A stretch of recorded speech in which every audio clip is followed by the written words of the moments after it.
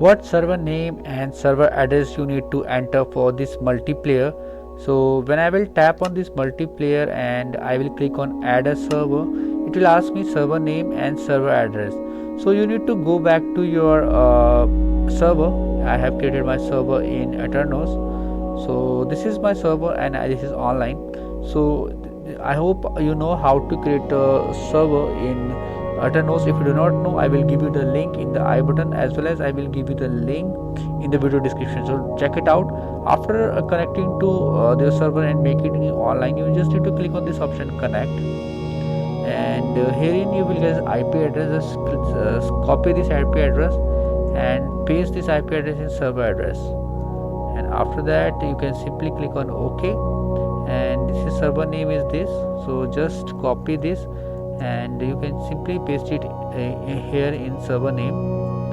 So I hope you will be able to do it. Just click on OK, and you can simply select it and click on join server, and within a few seconds you will get connected to the world. You can see now it is working fine.